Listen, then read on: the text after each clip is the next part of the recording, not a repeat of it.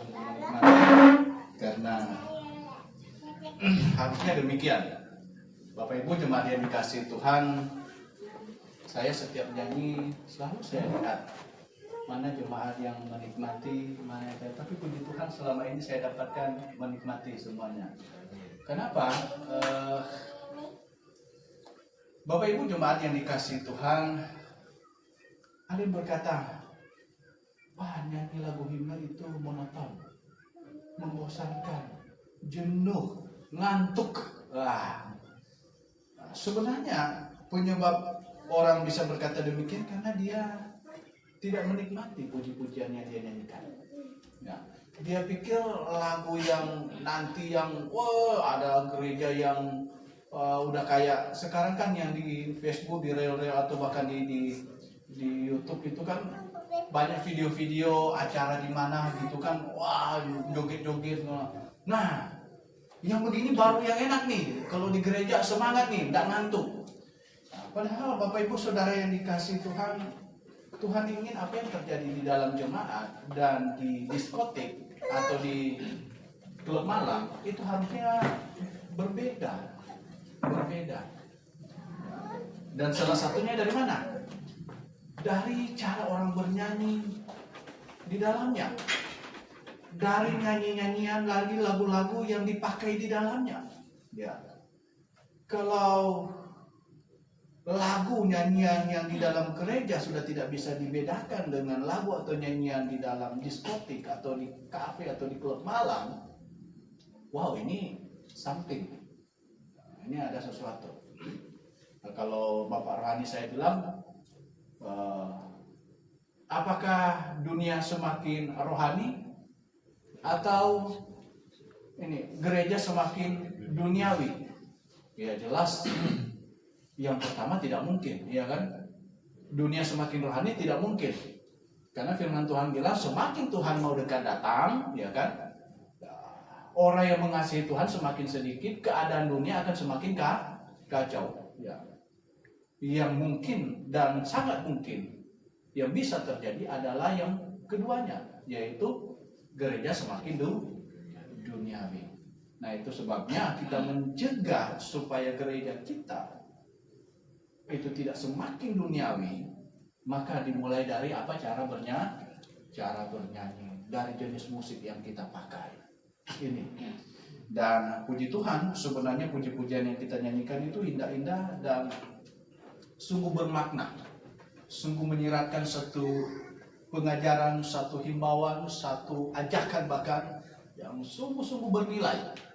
Dan kalau kita tidak menikmati itu semua, Bapak Ibu Saudara yang dikasihi Tuhan, sepertinya kita perlu introspeksi hati kita.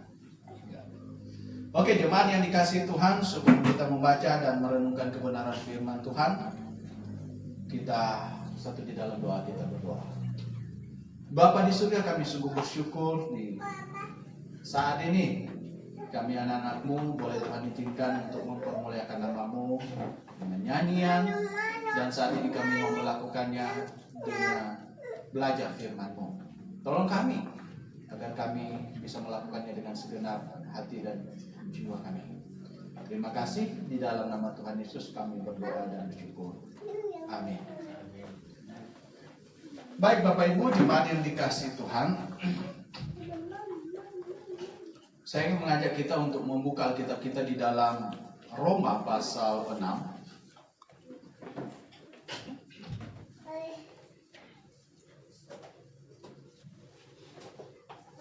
Roma pasal 6. Kita baca ayat 2 hingga ayat 5.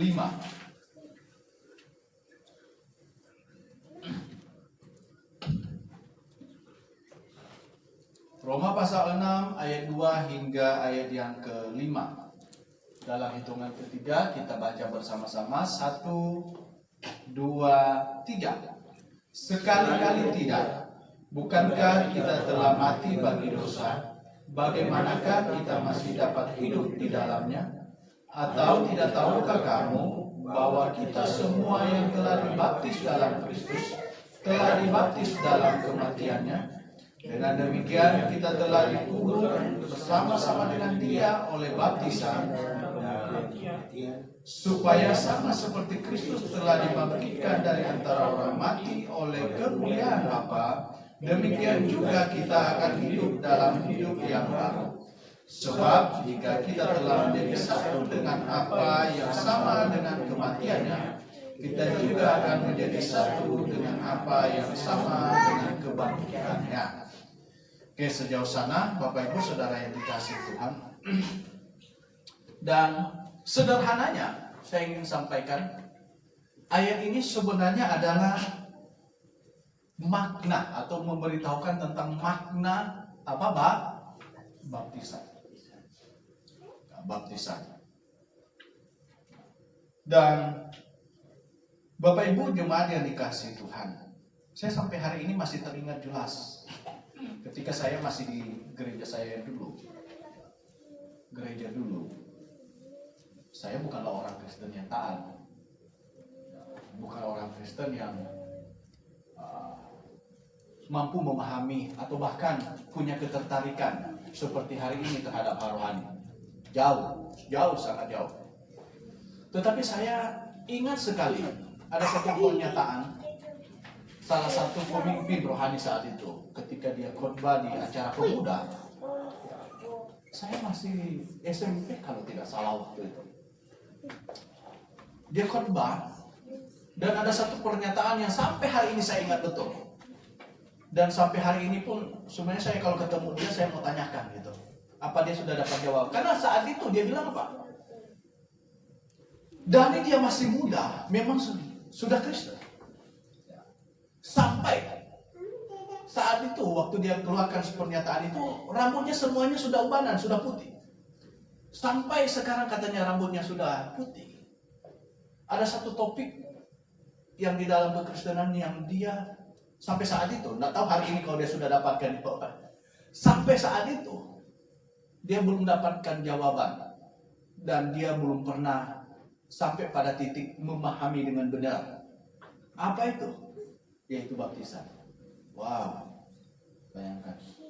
Saat itu dia, kalau hari ini, karena mereka sudah rubah kan, saat itu masih pakai istilah syamas. Ya, hari ini kan sudah apa? Diaken ya kan, mereka sudah pakai diaken. Saat itu dia syamas. Ya, karena saya juga saat itu tidak ada daya ketertarikan terhadap hal rohani dan ya sudah cuek-cuek saja gitu. Ya. Cuman sampai hari ini saya masih ingat betul. Dan Bapak Ibu Saudara yang dikasihi Tuhan, akhirnya ketika saya mengenal kebenaran dan paham apa itu kebenaran, salah satunya apa itu baptisan, saya menemukan bahwa bukan main. Berpuluh-puluh tahun dia sebagai orang Kristen, tapi tidak mengerti apa itu baptisan. Saya baru sebenarnya ini hal yang sangat mudah untuk dimengerti. Bapak Ibu Saudara yang dikasihi Tuhan, sangat mudah. Yang pertama kita perlu tahu mengapa baptisan itu diperintahkan. Mengapa? Saudara yang dikasihi Tuhan, di dalam Matius pasal 28 ayat yang ke-18 hingga ayat yang terakhir, di sana informasi tentang yang hari ini kita kenal apa? Amanat ya. Pergilah, jadikanlah semua bangsa muridku dan baptislah. Suruh pergi, suruh menangkan jiwa, dan mereka yang dimenangkan itu disuruh baptis untuk menjadi murid.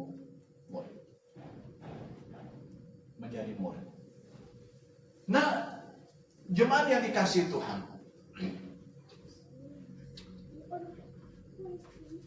baptisan Ini adalah hal yang Tuhan perintahkan bagi jemaat.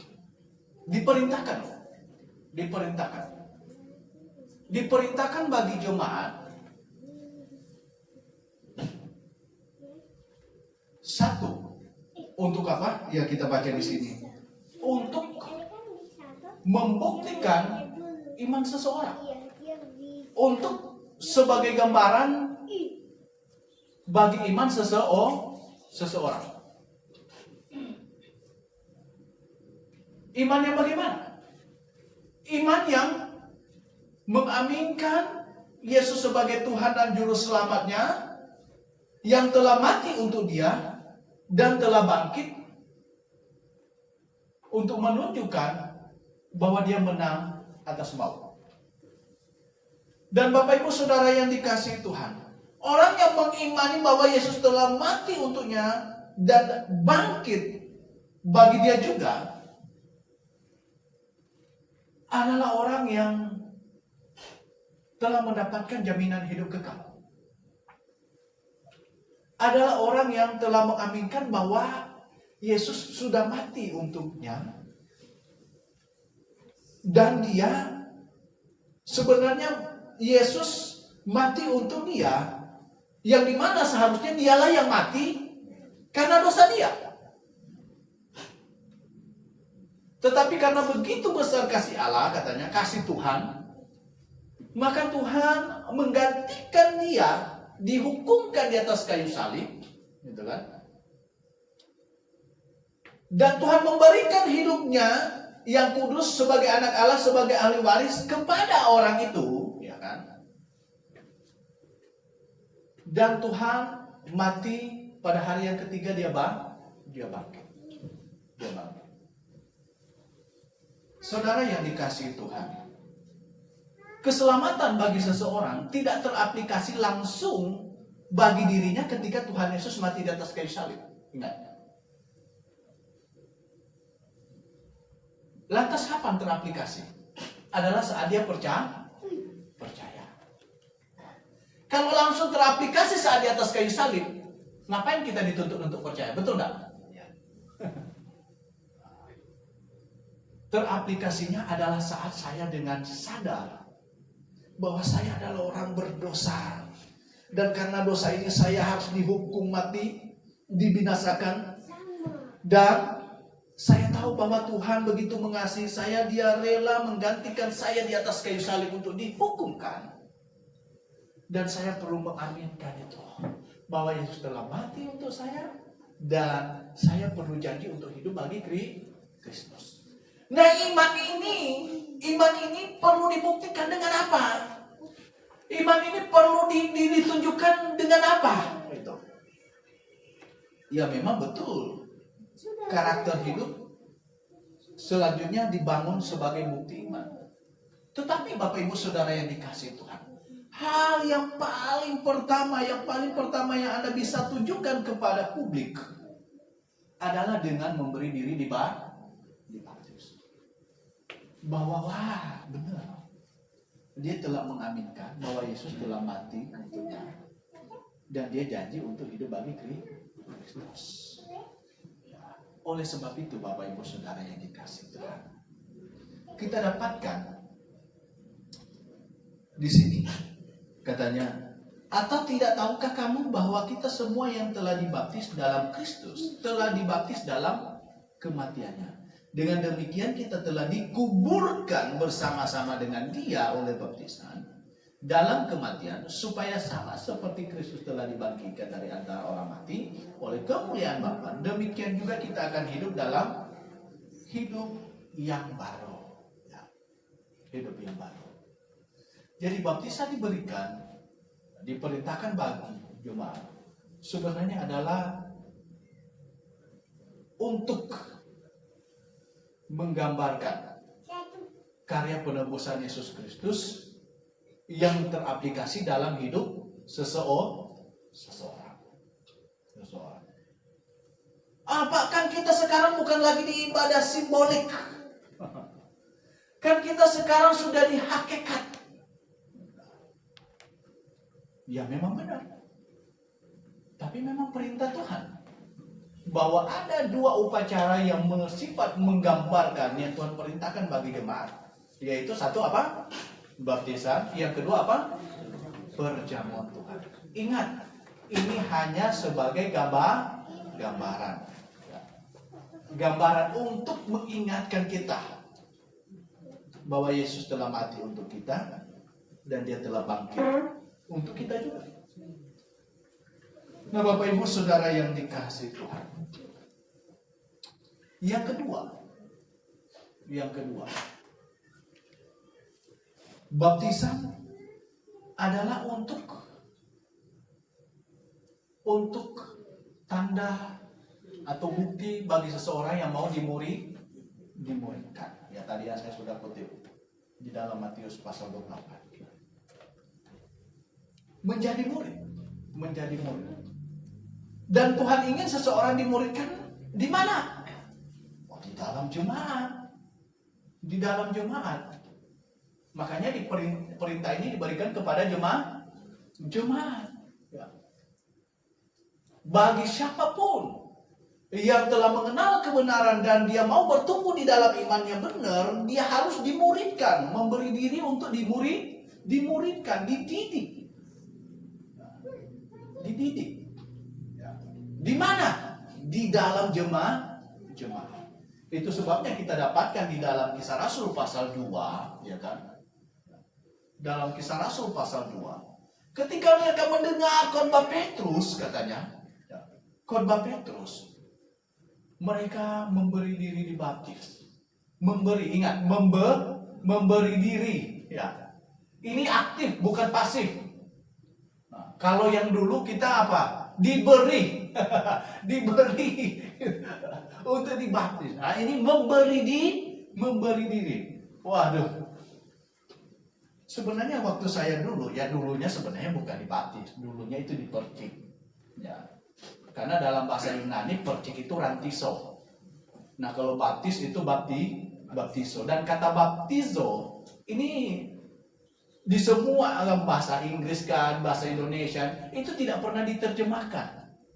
Itu hanya hurufnya saja yang diubah. Ya. Makanya dalam bahasa Inggris apa? Baptism. Ya. Itu bukan diterjemahkan, itu hurufnya itu hanya dirubah. Karena kalau diterjemahkan seharusnya diterjemahkan kata selam.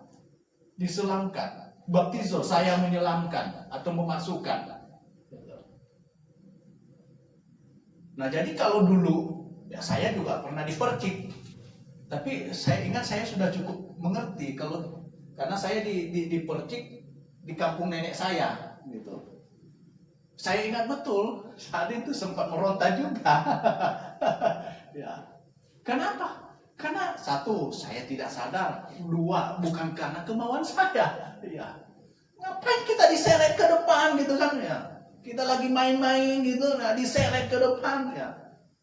Apalagi yang masih kayak Jason atau bahkan ada yang lebih kecil lagi. Wah, enggak tahu apa-apa tuh. Lebih enggak tahu apa-apa. Nah, Bapak Ibu Saudara yang dikasihi Tuhan, kita kembali bahwa dibaptis itu adalah untuk membuktikan bahwa saya adalah orang yang mau bertumbuh iman dan dimuridkan di dalam jemaat. Dibaptis dalam Kisah Rasul pasal 2 dan jumlah mereka katanya ditambahkan. Jumlah jemaat saat itu akhirnya ditambahkan dengan jumlah mereka yang dibaptis. Ya, dibaptis. Bapak Ibu Saudara yang dikasihi Tuhan, ada gereja yang tidak mempraktikkan baptisan. Saya tahu persis.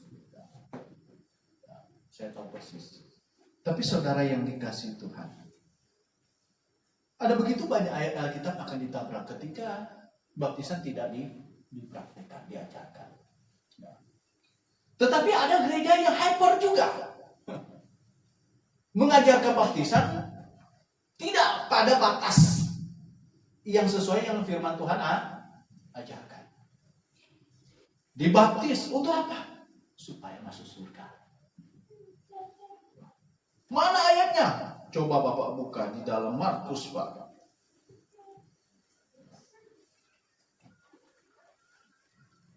pasal 16 ayat 16, Pak. Siapa yang percaya dan dibaptis akan diselamatkan, tetapi siapa yang tidak percaya akan dihukum. Tuh, Pak, baptisan menyelamatkan. Toh, saya bilang ayat itu sama sekali tidak mau mengajarkan bahwa baptisan menyelamatkan. Anda saja yang punya konsep bahwa baptisan menyelamatkan, baru kutip ayat ini untuk mendukung konsepmu. Saya sampaikan. Karena ayat ini sama sekali tidak mengajarkan baptisan menyelamatkan. Ayat ini justru sebaliknya mengukuhkan bahwa orang yang sudah dibaptis adalah orang yang sudah bisa percaya. Siapa yang percaya dan dibaptis akan diselamatkan, tetapi siapa yang tidak percaya akan dihukum. Bapak tahu dari mana bahwa itu tidak menyelamatkan? Ya, di ayat itu sendiri yang bilang. Ya. Siapa yang percaya dan dibaptis akan diselamatkan. Ya. Informasi bahwa baptisan tidak menyelamatkan adalah di fase keduanya. Tetapi siapa yang tidak percaya akan dihukum. Tidak dikatakan di situ bahwa siapa yang tidak percaya dan tidak dibaptis akan dihukum. Yang akan dihukum adalah siapa yang tidak percaya. Kalau baptisan menyelamatkan, seharusnya juga ikut bahwa siapa yang tidak dibaptis juga akan dihukum. Ya. Akan dihukum. Nah, lantas baptisan, ya sini sebenarnya memberitahukan ke poin yang pertama tadi, bahwa konsekuensi logis dari orang yang sudah percaya, dia adalah orang yang bisa membuktikan imannya itu langkah paling pertama dengan baptisan. Ya. Barang siapa mandi dan ganti baju, dia bersih, ya kata ilustrasi Dr. Swentoliau, Bapak rohani saya. Ya. Tapi barang siapa yang tidak mandi akan kotor. Jadi yang membersihkan apa? Mandi atau ganti baju? Yang membersihkan adalah mandi. Ganti baju adalah konsekuensi dari orang yang habis mandi. Kalau nggak pakai baju kan telanjang dia. Ya. Dan Bapak Ibu Saudara yang dikasihi Tuhan, ini hal-hal yang sebenarnya sangat-sangat sederhana. Wah, saudara yang dikasihi Tuhan, baptisan tidak menyelamatkan. Yang menyelamatkan adalah iman. Tapi iman yang benar adalah iman yang ditunjukkan lewat hidupnya. Dan salah satu yang bisa dia buktikan, dia berikan, ditunjukkan kepada publik adalah dengan memberi diri dibaptis. Hari ini sih tidak terlihat begitu penting, maksudnya tidak begitu urgen. Ya, hari ini tidak begitu urgen. Tapi saudara yang dikasihi Tuhan, kalau jemaat baca tentang sejarah para baptis, ya, sejarah baptis, tahu nggak saat itu sampai ada orang yang membaptis dirinya sendiri loh. Saking melihat bahwa dibaptis selam dengan cara yang benar itu sangat penting saat itu. Mengapa? Bayangkan, mereka yang dulunya ada di dalam gereja Katolik sejak bayi yang sudah dipercik, dan ketika mereka masuk di dalamnya dan mereka punya kesempatan untuk baca Alkitab, menyelidiki firman Tuhan, dan mereka temukan, wow, ternyata apa yang selama ini kita lakukan, yang kita amani, ini salah. Sehingga mereka memprotes. Ketika protes mereka tidak dihiraukan, akhirnya mereka ambil keputusan untuk keluar. Untuk keluar. Dan saudara, saat itu taruhannya nggak main-main. Saat itu barang siapa yang ketahuan dibaptis ulang dengan cara diselamkan, itu taruhannya itu leher mereka. Jadi nggak main-main.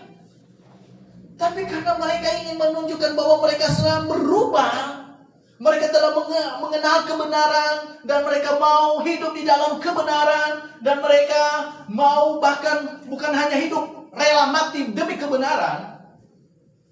Mereka dengan berani, kalau tidak ketemu orang yang bisa membaptis, bahkan ada yang membaptis diri sendiri dengan diselamkan. Wow, Bapak Ibu Saudara yang dikasihi Tuhan. Kenapa? Karena itu sebagai bukti bahwa dia menolak yang dulu, dia sudah tidak setuju dengan yang dulu, Dia meninggalkan yang dulu dan sekarang dia beralih ke yang benar.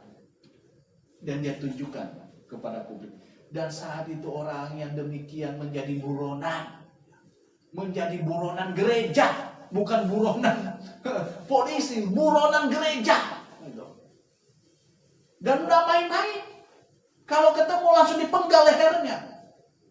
Bapak Ibu Saudara yang dikasih Tuhan. Makanya saya bilang hari ini sih orang melihatnya karena tidak terlalu urgen. Ya, tidak urgen. Tidak urgen. Tapi saat itu bagi mereka itu sangat penting. Karena itu satu identitas yang sangat penting. Dan hari ini sebenarnya hal yang sama masih iya. Cuman banyak orang yang sudah melihat ini sebagai sesuatu yang tidak begitu urgen. Ya, tidak begitu urgen. Nah Bapak Ibu Saudara yang dikasih Tuhan.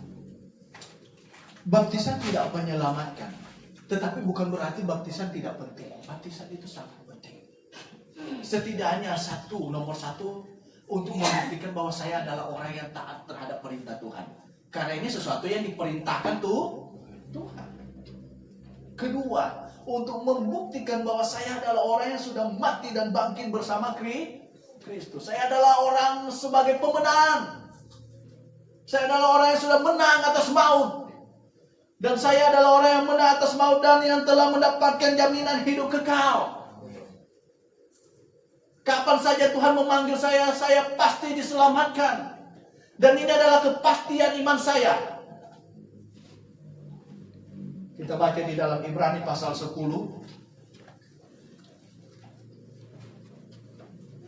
Ayat 22. Karena itu, marilah kita menghadap Allah dengan hati yang tulus ikhlas dan keyakinan iman yang teguh. Oleh karena hati kita telah dibersihkan dari hati nurani yang jahat dan tubuh kita telah dibasuh dengan air yang murni. Dengan keyakinan iman. Nah kalau Bapak Ibu Saudara yang dikasihi Tuhan, seseorang sudah sekian lama menjadi orang Kristen tetapi dia masih tidak punya keyakinan, amal saya cukup enggak ya? Dosa saya bagaimana banyak sih sehingga saya harus beramal sekian banyak sih? Sehingga kalau ada orang tanya gimana pasti masuk surga enggak? Tergantung amal saya. Masuk surga enggak? Pasti masuk surga. Itu urusan Tuhan. Lantas ngapain kamu jadi orang Kristen? Ya, firman Tuhan bilang kita punya keyakinan iman. Yakin. Tuhan di dalam firman-Mu Engkau menyatakan bahwa saya diselamatkan hanya oleh iman saya. Iman terhadap Yesus Kristus yang telah mati untuk saya dan yang telah bangkit juga untuk saya. Bukan dengan yang lain, bukan dengan baptisan, dengan upacara-upacara yang lainnya. Hari ini ada baptisan menyelamatkan plus perlu ada perjamuan supaya Anda kudus katanya. Tidak. Kita singgung sedikit, perjamuan juga tidak menguduskan. Menguduskan adalah Tuhan Yesus. Dan di dalam Alkitab tidak pernah dikatakan perjamuan kudus. Di Alkitab nanti kita baca sebentar karena kita ada perjamuan juga. Kita baca. Yang ada adalah apa? Perjamuan Perjamuan Tuhan. Perjamuan, tidak ada perjamuan kudus. Seolah-olah dengan perjamuan saya dikuduskan. Hari ini bukan berarti kita tidak menghormati perjamuan. Kita sangat hormat karena kita tahu ini perintah Tuhannya. Kita junjung tinggi, gitu kan. Tapi waktu di tempat yang lama, kan itu ritual, kayak ritual kan. Jadi itu kalau orang begitu tertal semuanya, ya, sampai orang makanya kalau Bapak Rohani saya bilang, saat minum anggur, jadi kudus. Hari Senin, hari Selasa mulai kundur, Rabu mulai turun lagi, ya kan? Kamis, Jumat, Sabtu habis. Hari Minggu perjamuan Tuhan lagi dicas, kudus lagi. Ini kacau ini. Tidak demikian, tidak demikian. Yang menguduskan kita adalah darah Kristus yang sudah tercurah bagi kita, dan ketika kita ada di dalam Yesus Kristus, kita di hadapan Allah Bapa dilihat sebagai kekudusan Kristus. Kita memiliki kekudusan Kristus. Ya. Dan inilah yang menguduskan kita. Ya. Terlebih lagi di hati kita diletakkan pribadi Allah, yaitu Roh Kudus. Roh Kudus.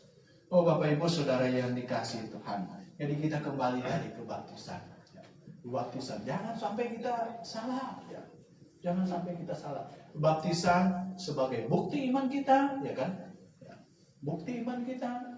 Kedua sebagai sebenarnya satu langkah utama komitmen kita bahwa kita adalah orang yang mau bertumbuh iman, ya, dan mau memberi diri dimuridkan, ya, dimuridkan sebagai murid, ya, sebagai murid. Dan Bapak Ibu Saudara yang dikasihi Tuhan, sebenarnya ini hanya 2 poin saja, karena sebenarnya ada begitu banyak hal yang bisa kita bahas tentang baptisan, apalagi berkaitan dengan praktek-praktek yang begitu banyak hari ini yang berkaitan dengan baptisan. Ya.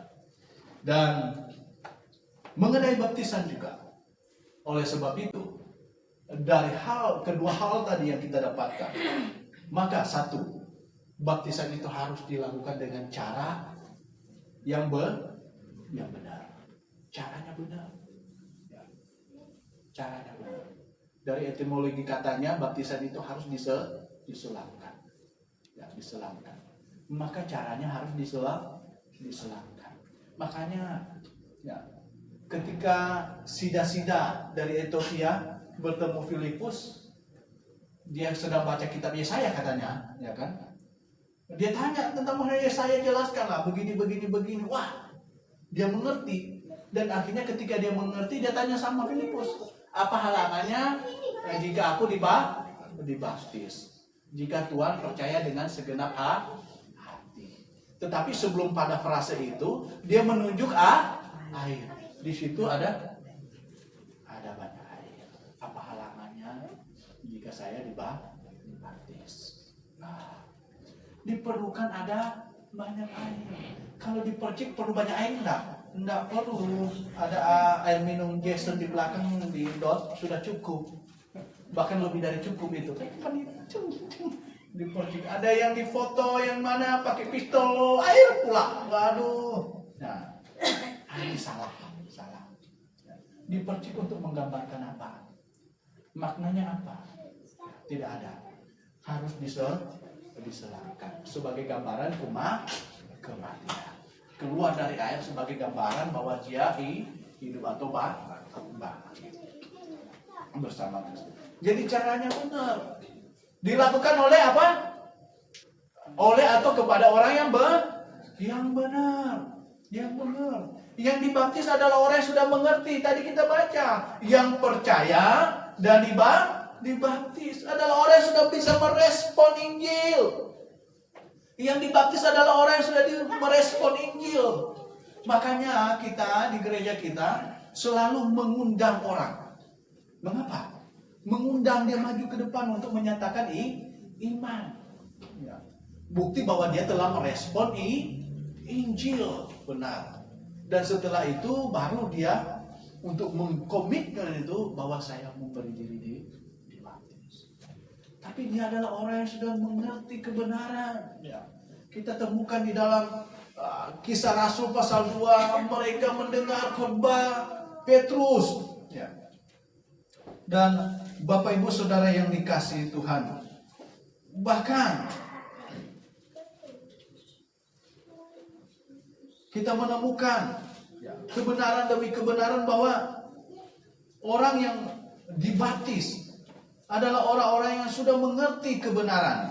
Di ayat yang ke-38 di sana dikatakan, jawab Petrus kepada mereka, bertobatlah dan hendaklah kamu masing-masing memberi dirimu dibaptis dalam nama Yesus Kristus untuk pengampunan dosamu, maka kamu akan menerima karunia Roh Kudus. Sebab bagi kamulah janji itu, dan bagi anak-anakmu, dan bagi orang yang masih jauh, yaitu sebanyak yang akan dipanggil oleh Tuhan Allah kita.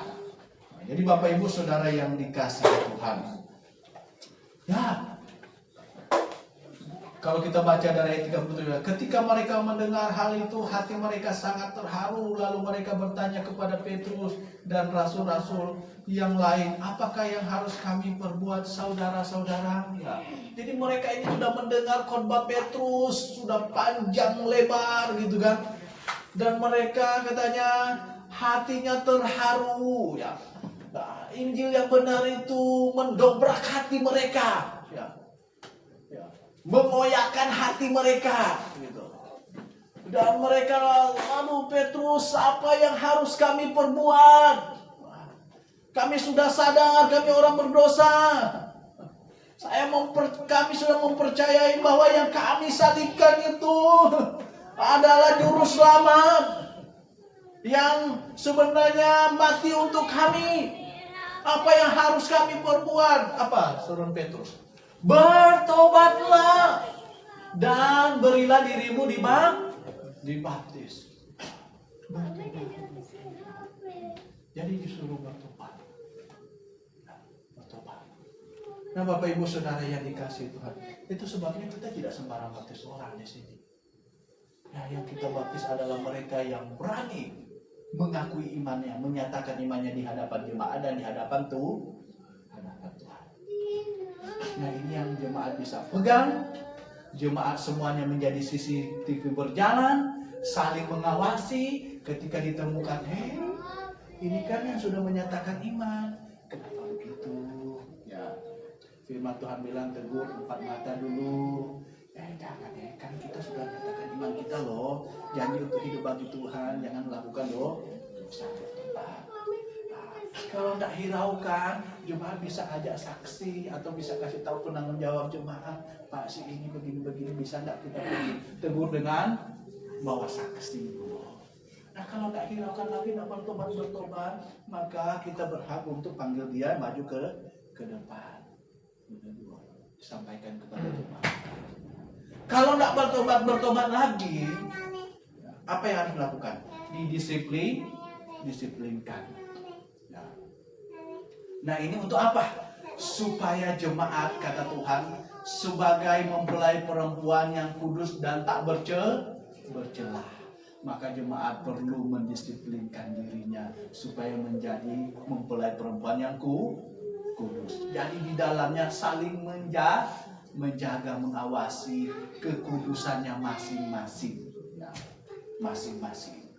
Dan Bapak Ibu Saudara yang dikasihi Tuhan, terus bagaimana dengan mereka yang didisiplinkan? Ya, kalau dia di luar ternyata tersadar kembali, bisa nggak gabung? Bisa. Konsekuensinya apa? Dia perlu maju lagi ke depan menyatakan, aduh Tuhan, di hadapan jemaatmu, di hadapanmu, saya menyesali semua yang saya lakukan. Saat ini saya betul-betul bertobat. Wow, Bapak Ibu Saudara yang dikasihi Tuhan, maka jemaat akan menjadi jemaat yang kudus, yang terdiri dari orang-orang yang punya komitmen akan bertumbuh dalam iman karena punya komitmen untuk apa? Mau dididik, mau dimuridkan, bertumbuh di dalam iman yang benar, dan kita akan bersama-sama bertumbuh mencapai yang Tuhan inginkan bagi anak-anak Tuhan. Ya, kembali lagi ke baptisan. Jadi caranya benar, orangnya benar, dan dari 2 poin ini kita bisa menemukan bahwa tidak ada batasan berapa banyak kali orang bisa dibaptis. Banyak orang tanya, Pak, kan saya sudah dibaptis, ngapain saya dibaptis lagi? Satu, saya tanya, kamu dibaptis dengan cara yang bagaimana? Itu udah Pak masih kecil. Wah, itu saya bilang, saya itu bukan dibaptis, itu dipercik. Ya. Beda ya Pak? Ya beda. Dipercik, bahasa Yunaninya rantiso. Diselamkan dalam bahasa Yunaninya apa baptizo. Ya itu saja sudah beda. Makanya Ortodoks Timur sampai hari ini mereka meskipun membaptis bayi, tapi dengan cara diselamkan. Kenapa? Karena mereka memakai bahasa Yunani. Mereka tahu benar bahwa baptisan itu harusnya diselamkan. Tapi karena gereja mereka mengajarkan baptisan menyelamatkan, makanya baptis bayi. Nah, jemaat yang dikasihi Tuhan. Nah, jadi kalau yang pertama dipercik, itu bukan dibaptis. kedua, sudah dibaptis. Dalam posisi sebagai orang sudah betul-betul bertobat, percaya enggak? Ya, sudah bertobat, mengerti kebenaran. Jangan-jangan seperti yang di dalam Kisah Rasul pasal 19. Ya. Dengan baptisan manakah engkau dibaptis? Baptisan Yohanes. Sudahkah engkau menerima Roh Kudus? Belum, dengar pun belum. Paulus bilang, aduh, Paulus punya dalam hati mungkin Yohanes membaptiskan. Dia khotbah, bahkan saat dia membaptis Roh Kudus hadir di situ loh, ya kan? Ketika Tuhan Yesus dibaptis, Roh Kudus dalam burung merpati. Kok mereka yang dibaptis ini tidak dengar tentang Roh Kudus? Makanya Paulus bilang, wah ini tidak mengerti nih. Ini jangan-jangan saat itu karena lihat banyak orang yang dibaptis Yohanes jadi ikut-ikutan nih, tanpa mengerti nih. Nah, yang begini memang lebih baik dia dibaptis, supaya sekarang dia dibaptis dengan cara yang benar betul, tapi dengan pengertian yang benar juga. Mantap. Dan lebih lagi dia dibaptis oleh gereja, oleh di mana di tempat itu betul-betul yang Alkitabiah. Yang Alkitabiah.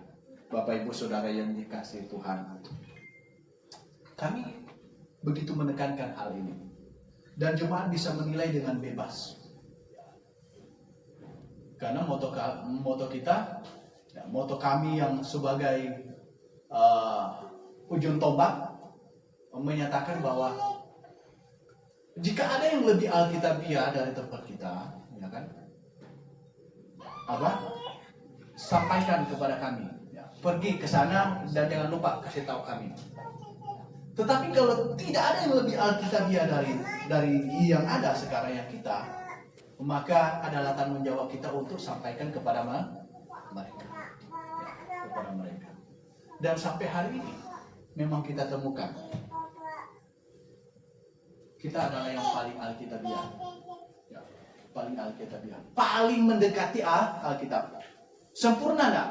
Ya belum, karena memang tidak ada yang sempurna. Tetapi yang lebih baik dari yang lain, kita bisa kelebihan. Karena sampai hari ini kita temukan, kitalah yang paling alkitabiah. Bukan sombong rohani, bukan. Tetapi memang kebenaran harus dinyatakan. Kita harus berani menyampaikan. Ya. Karena inilah harga jual kita, yaitu kebenaran. Kita tidak mau mendaur jiwa dengan undang artis, taruh di dalam gereja full band, demikian supaya anak-anak muda lebih suka malam mingguan di gereja daripada, kita tidak mau demikian.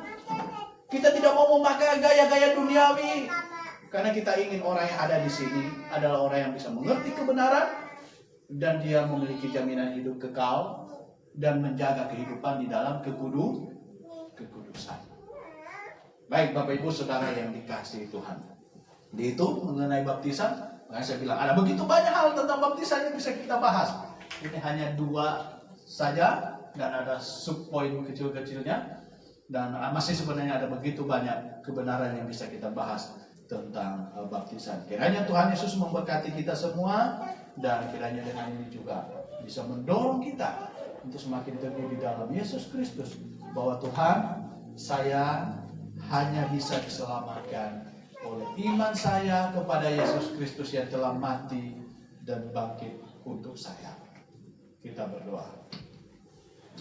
Bapa di surga, kami sungguh bersyukur untuk firman-Mu.